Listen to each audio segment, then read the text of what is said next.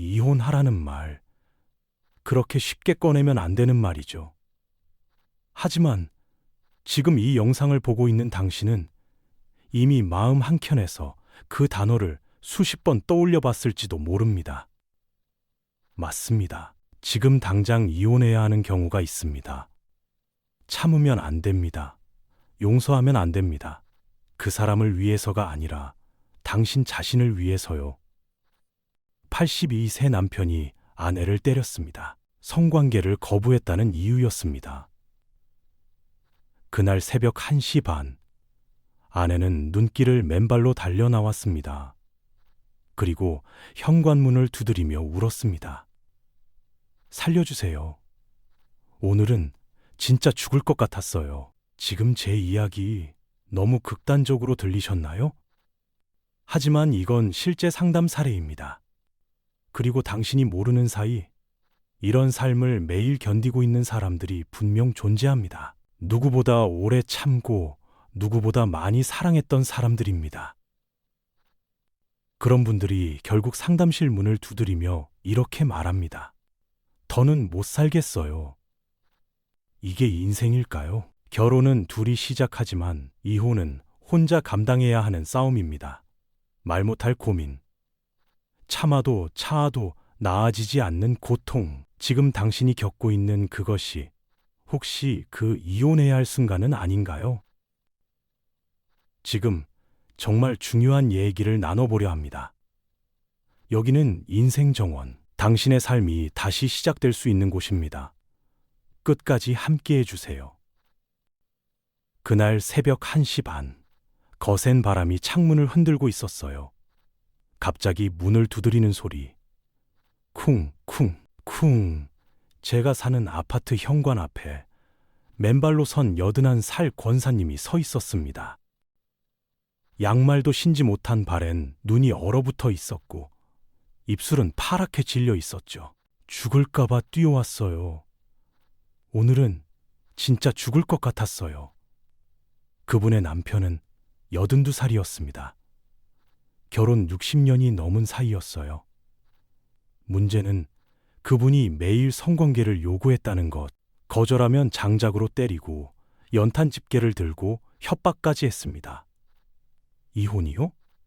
그 나이에 무슨 이혼이냐고요?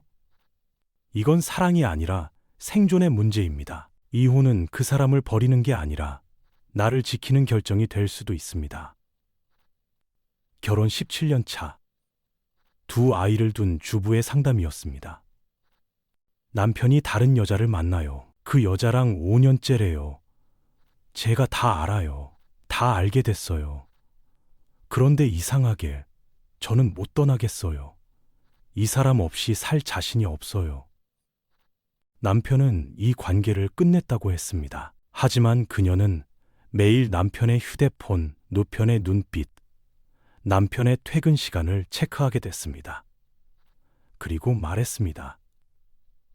이혼하면 나 혼자일 것 같아요. 나는 아무것도 아닌 사람처럼 느껴져요. 그녀는 관계 중독 상태였습니다. 외도보다 더 무서운 건 그 외도를 참는 자신을 아무렇지 않게 여기게 되는 것, 그리고 그 안에서 자신을 완전히 지워가는 겁니다. 이혼은 배신이 아닙니다. 자신을 회복하는 첫걸음일 수 있습니다. 이번엔 남편이 상담실을 찾아왔습니다. 선생님, 아내가 술을 마시면 사람이 달라져요. 그냥 확 다른 사람이 돼요. 그의 아내는 평소엔 조용하고 순한 사람이었습니다.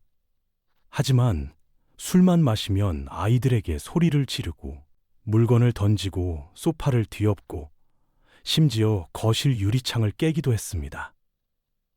한 달에 한 번 꼭 그런 날이 있어요. 애들도 엄마 술 취한 날이면 방에서 안 나와요.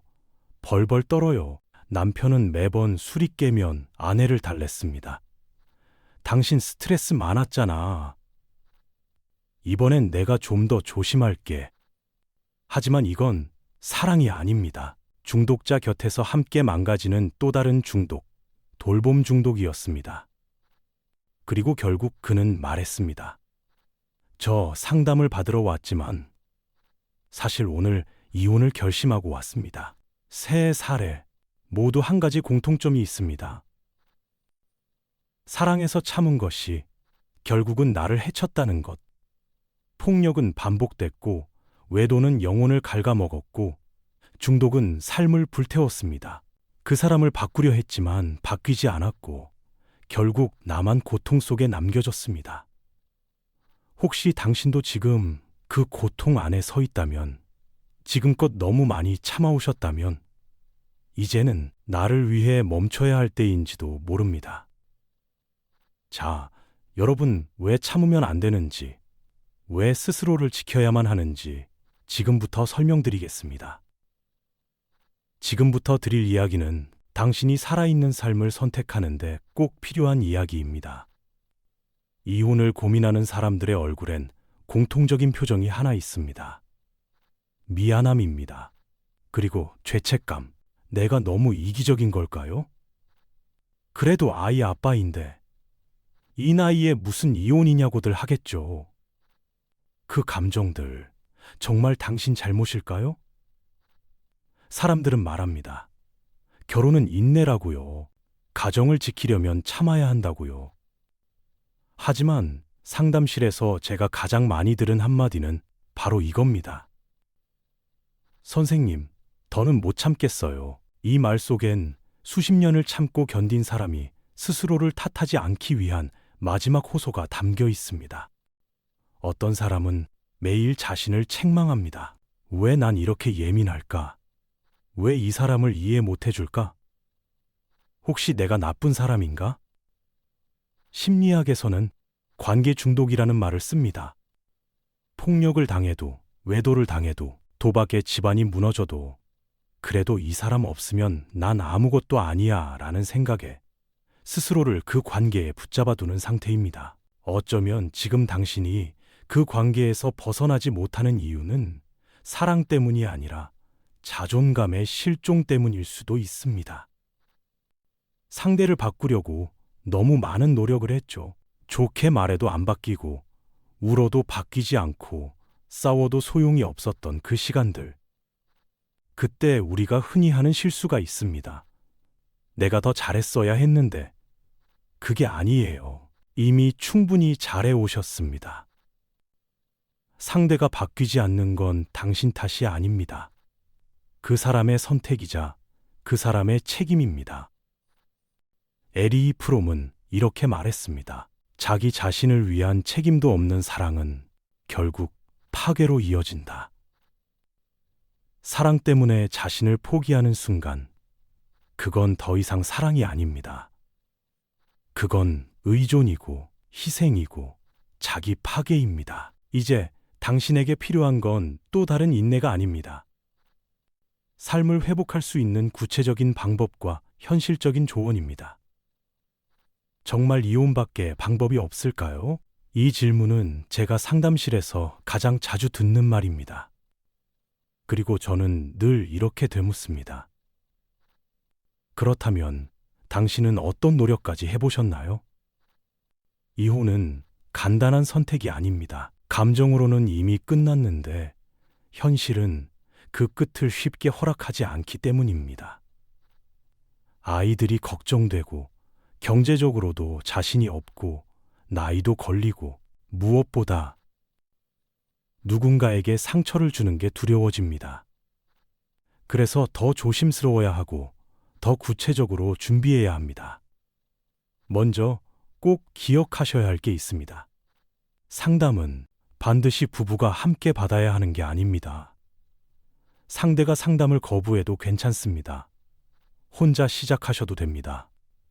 왜 나만 해야 하냐고 생각하실 수도 있겠죠. 하지만 혼자 상담을 시작하면 생각과 감정이 정리되고 내가 어떤 선택을 할 사람인지 스스로 더 분명히 알게 됩니다. 상대방을 바꾸기 위한 상담이 아니라 나를 위한 상담입니다. 그리고 꼭 해보셔야 할 게 하나 더 있습니다. 경계를 세우는 말. 지금부터 연습하셔야 합니다. 이제 나는 이 방식으로는 더는 살 수 없습니다. 이건 당신을 버리기 위해서가 아니라 나를 지키기 위해서입니다. 그 말을 처음 꺼낼 땐 손이 떨리고 목이 메일 수 있습니다. 하지만 한 번 말하면 두 번째는 조금 더 단단하게, 세 번째는 더 분명하게 말할 수 있습니다. 그리고 그렇게 경계를 반복해서 세우는 당신을 상대는 더 이상 가볍게 보지 못하게 됩니다. 만약 지금 당신이 이혼을 결심한 상태라면 감정보다 더 먼저 준비해야 할 것이 있습니다. 준비 없는 이혼은 또 다른 고통을 부르지만 준비된 이별은 새로운 삶의 시작이 될 수 있습니다. 우선 경제적인 기반이 필요합니다. 무리해서 바로 직장을 잡으라는 얘기가 아닙니다. 하루에 몇 시간씩 할 수 있는 아르바이트부터 지역센터의 무료 교육 프로그램까지 지금 당신의 현실에 맞는 아주 작은 시작이면 충분합니다. 그 작은 시작이 누군가에게 의존하는 삶이 아니라 당신 스스로를 선택할 수 있는 자리에 당신을 데려다 줄 겁니다.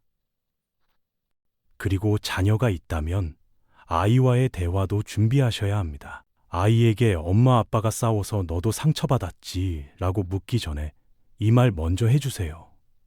이건 너의 잘못이 아니야. 누가 잘했고 누가 나쁘다는 얘기보다 아이에게 책임이 없다는 확신, 그걸 먼저 전해주셔야 합니다. 그 확신 하나가 아이 마음에 평생 남을 보호막이 됩니다. 또 하나, 법적, 제도적인 준비도 꼭 필요합니다. 혼자서 다 알아보려 하지 않으셔도 괜찮습니다. 지금은 정말 도움받을 수 있는 기관들이 많습니다. 무료 법률 상담을 해주는 곳도 있고, 가정법률 상담소, 건강가정지원센터처럼 이혼 전후의 절차와 심리까지 도와주는 기관도 있습니다. 50플러스 센터, 경력단절 여성지원센터 같은 곳에선 취업이나 교육, 일자리 연결까지 도와줍니다. 정보가 없으면 두려워지지만 정보를 갖게 되면 그 막막함은 곧 준비로 바뀝니다. 지금 이 영상을 보고 계신 당신, 혹시 계속 반복되는 생각이 있으셨나요? 그래도 한 번만 더 참고 살아보면 어떨까? 지금 이 순간만 지나면 괜찮아지지 않을까? 그 마음 이해합니다. 하지만 그렇게 1년, 3년, 10년이 지나 상처만 커졌다는 분들을 저는 너무도 많이 만나왔습니다.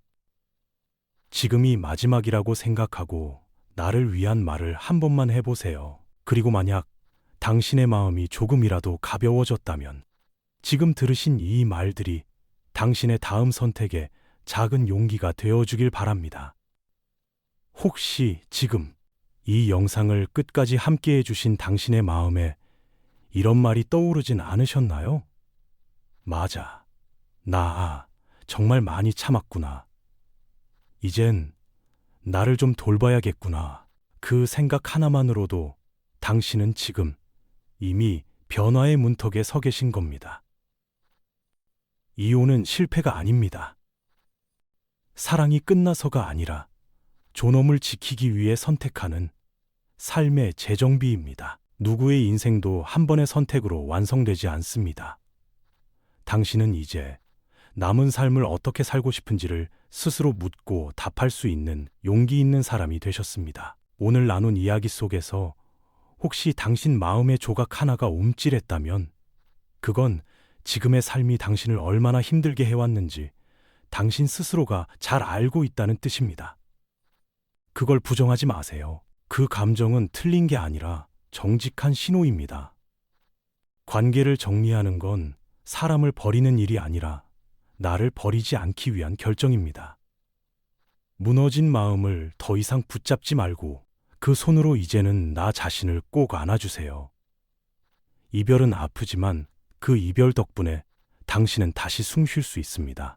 마지막으로 인생 정원은 이 영상이 단지 정보가 아니라 당신을 위한 위로와 용기의 언어가 되길 바랍니다.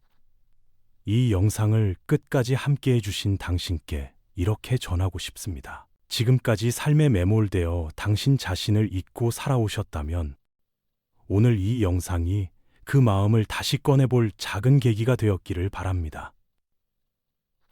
오늘도 마음 다쳐 여기까지 오신 당신께 인생 정원이 조용히 인사드립니다. 이 영상이 당신의 마음에 작은 위로가 되었다면 좋아요와 구독으로 함께 마음을 나눠주세요. 고맙습니다. 그리고 수고 많으셨습니다.